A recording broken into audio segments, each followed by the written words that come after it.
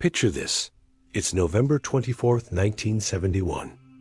You've seen the headlines, read the books, heard the theories. Now close your eyes and imagine you're there. Rain lashes against the windows of a Boeing 727. Inside, passengers chat, eat, drink, oblivious to the storm brewing both outside and in seat 18 Aulai. A man sits calmly, a half-smoked cigarette dangling from his lips. He takes a sip of his bourbon, smooths his dark suit, unfolds a note, hands it to the flight attendant. "Miss, I have a bomb. Please sit next to me." He opens a briefcase filled with wires and sticks, some black, some red. "I want $200,000, 4 parachutes, and a refueling truck waiting for us in Seattle." With that, he stands, walks through the cabin, past the startled faces, past the whispering, "What is going on?" He gets off at the back, leaving behind a tense silence and a growing fear. This is the moment D.B. Cooper took control of Northwest Orient Flight 305. Now the question is, how did an unknown man turn a routine flight into the greatest unsolved mystery in American history? How does his story rewrite our understanding of crime, fear, and legacy? Let's look beyond the headlines. Forget the lunatic fringe, the wild theories. This is the untold story of D.B. Cooper, the man who robbed an airplane and vanished without a trace. To understand D.B. Cooper, you need to know 2 things: calm and confident. He was nobody, and he was somebody. Sounds confusing? It is. Listen closely. On November, when Dan Cooper boarded Flight 305, he was just another passenger. He checked in alone, no baggage. He gave the name Dan Cooper, paid for a ticket with cash, and melted into the crowd. No cameras, no records, just a man in a dark suit carrying a briefcase. But once he wrote that note, everything changed. Dan Cooper turned into D.B. Cooper, the man who had become synonymous with bravery, audacity, mystery. So who was he? The truth is, we may never know.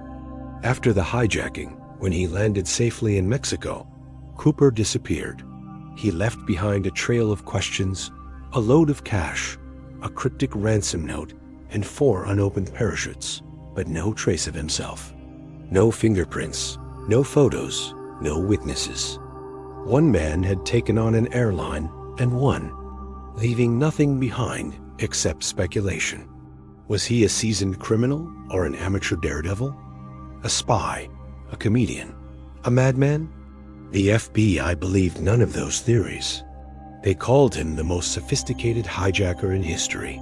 That's because he stayed calm, spoke softly, and never raised his voice, despite being surrounded by people whose lives were literally in his hands. That night, when he made his demands, he was polite, clear, concise. When the captain asked how many people he'd hurt, Cooper replied, "I don't want to hurt anyone. Just get me what I ask for." He gave instructions, not threats. He negotiated, not bargained. He was the picture of cool control, and that's why they called him D.B. Cooper. Because the man who strolled onto that plane wasn't just a criminal. He was a strategist. He knew what he wanted and how to get it. But what motivated him? Money, fame, revenge? Maybe a bit of everything. Or maybe something else entirely. When Cooper jumped out of the plane that night, he disappeared into the darkness, into the storm, into a thick blanket of clouds. All we know comes from the transcript of his conversations with the pilot. At one point, he told the captain, "I'm serious about this." Then, "Don't make any sudden moves." He repeated, "I want you to fly low and slow so I can see the ground." He instructed the pilot to switch off the cabin lights, to keep the engines running, to set the autopilot to 250 knots. He said, "If you can't do these things, I'll blow the plane up." But was he bluffing? Did he even have a bomb? Cooper didn't carry a weapon. He didn't harm anyone. He didn't show a gun or pull out a knife. He simply demanded money, parachutes, in a refueling truck, and no one has ever conclusively proved whether or not he had a bomb. Some say he used the threat to gain control. Others say he didn't. Here's what we know. The flight attendant saw a briefcase, but it was dark. She couldn't testify what was inside. The captain felt a bump, but it could have been turbulence. The passengers heard nothing. Either way, Cooper never pressed a button, pulled a lever, or lit a fuse. So was it a hoax? Hard to say. But here's what we do know. Cooper was prepared. He understood planes. He knew which equipment to use, how to navigate airspace, where to find a safe spot to land. For instance, he asked for a wide open space to refuel. He knew there was one at the Seattle airport. He demanded to fly low, which meant the plane wouldn't be detected by radar. And he chose a route that took them away from air traffic, away from military defense, like he knew what he was doing. Here's another fact. There were no casualties. Cooper didn't hurt anyone physically. Sure, he put their lives at risk, but he never threatened with violence. He scared them, yes. But when he released the passengers, he treated them with respect. He wished them well. He told them to forget about him. He thanked them for their cooperation. He was scary, yes, but also strangely courteous. Now, I've talked about storytelling before. The art of knowing what to emphasize, what to downplay, what to reveal, and what to hide. Cooper was a master storyteller. He knew how to build suspense, how to drop hints, how to keep people guessing. Take his note, for example. "Miss, I have a bomb." He could have shouted it, brandished a briefcase, thrown people into panic. Instead, he handed it to the flight attendant calmly and waited. When she read it, he opened the briefcase, revealing the wires and sticks. Again, he could have lunged, grabbed the mic, spoken in a distorted voice. He let the image sink in. Each action was calculated to build tension, to convey seriousness. Why?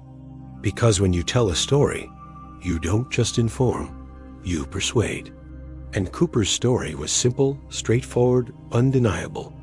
A man with a bomb wants $200,000, 4 parachutes, and a refueling truck. If you don't cooperate, he'll blow up the plane. Story told? Lesson learned? Cooper showed us the power of controlled chaos. He turned a routine flight into a terrifying ordeal, but he didn't lose control. He knew what he wanted and how to get it. But here's the thing. Cooper's story didn't end that night. It continued for decades. You see, after he jumped out of the plane, he vanished. No trace, no evidence, no body. He left behind a mystery that continues to fascinate us. And that brings us to the next lesson. For years, the FBI chased leads, interviewed witnesses, followed phone calls, checked alibis. They even put together a composite sketch. But Cooper remained elusive. And that's why his story has endured. Because he left us with questions, with doubts, with endless possibilities. And people love speculating about unsolved mysteries. Take, for example, the ransom money. Years later, a boy found $5,800 buried near the Columbia River. The bills were old, decayed, wrapped in plastic. Could it be Cooper's money? Maybe, but without concrete evidence, we can't say for sure. And that's what makes his story so compelling. But Cooper didn't just vanish. He left behind clues. And when you sprinkle clues around, people will try to find patterns, connections, meaning. For instance, after he jumped out of the plane, he went silent.